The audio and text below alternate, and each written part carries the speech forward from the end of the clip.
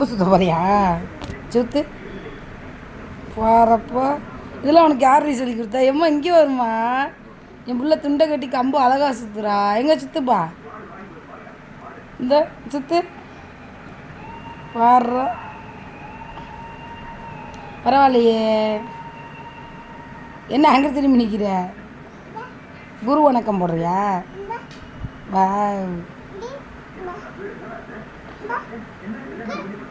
ம்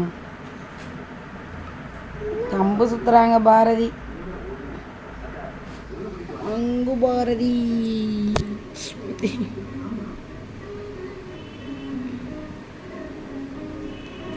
ட்ரௌசர் போட்டிருக்கேல? போட்டிருக்கேன்.